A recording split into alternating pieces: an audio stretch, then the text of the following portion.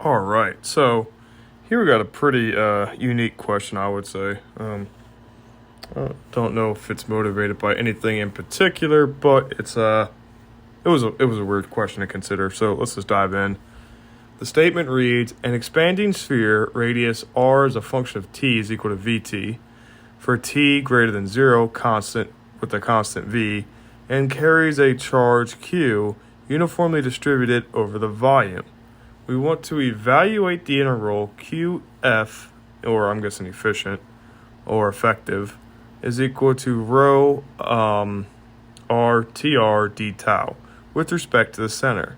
Show that the q effective is equal to q times 1 minus 3v over 4c if v is much less than c.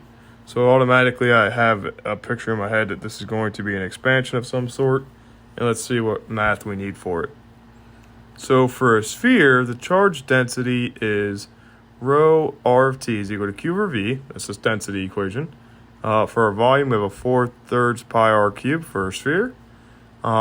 So we put that 3 up top. So we have 4 pi vt cubed since we have r is equal to vt.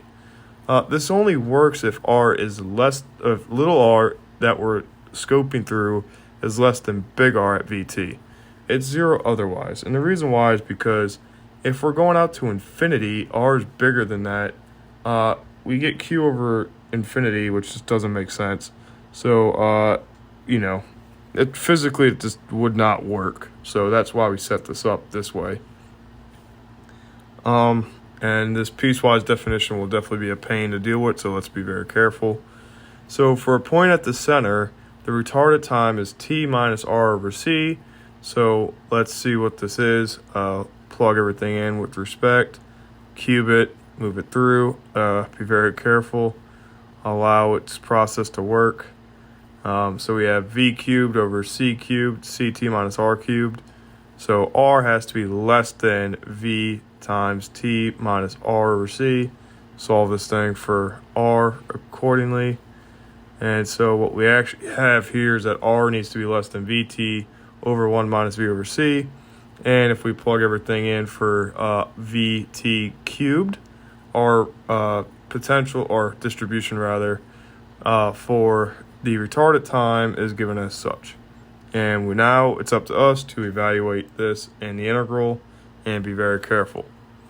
So if we let a equal vt over 1 plus v over c, so we don't have to keep rewriting it, then the integral in the 3 dimensions becomes 0 to a for the r, and then 0 to pi, 0 to 2 pi for the azimuthal and the polar angles.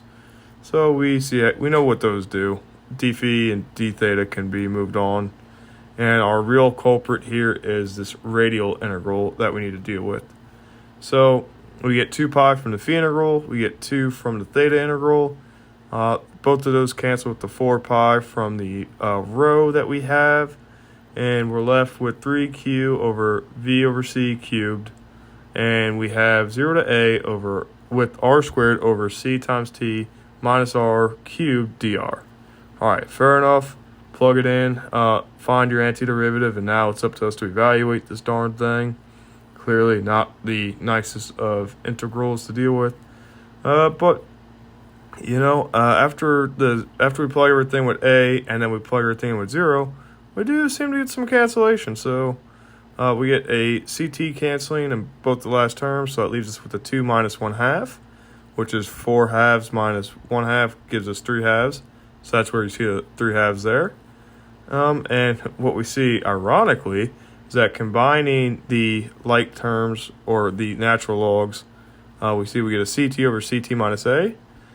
Combining other terms in the middle, we get a minus 2 CT over CT minus A, and then a 1/2 with a CT over CT minus A squared.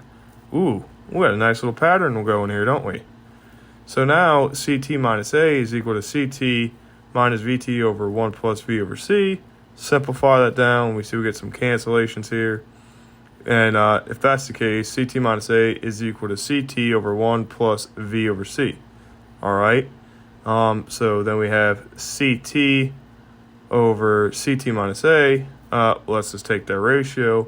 And that gives us 1 plus V over C.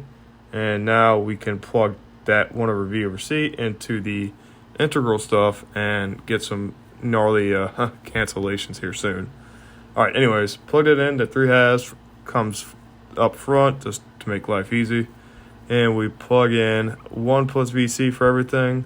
So that -2, we distribute that in, and that 1/2 we expand. What's cool now is that we just, you see we color code everything once we distribute after the substitution, and we get some cancellations. The cancellations make our life easy. And so we show, pretty quickly here that 3 over, that Q effective is 3Q over V divided by C cubed, ln of 1 plus V over C minus V over C plus 1/2 V over C squared. Okay, so note that if epsilon is less than 1, in this case we want V minus C much less than 1, or V is much less than C, which was given in the initial statement, then we have a place where we can put in the approximation or the expansion. So we have ln of 1 plus epsilon, and we expand it in a Taylor series, or just a series expansion. You see we get a power series running here, a power style series running here. Again, that only works if epsilon is really, really small. That being said, we can plug in the first few terms, and when we do that, we get cancellations with the terms that we had previously from the red refinement and the square from the red, and we're left with a cube power and a 4th power. Well, coincidentally enough, remember when we simplified from the volume, we had a V over C cubed. So now we have to throw that thing back in there or cancel it out, and you see that's exactly what we do. We factor out a 1/3 V over C cubed, and the V over C cubes cancel, the 1/3 with the 3Q cancel, and we're left with a Q times 1 minus 3V over 4C, and that's exactly what we're aiming to prove. What a gigantic mess, but the colors help, and I mean, honestly, once you set up the charge densities, you're pretty good to go, in my opinion. Yeah, let me know what you think.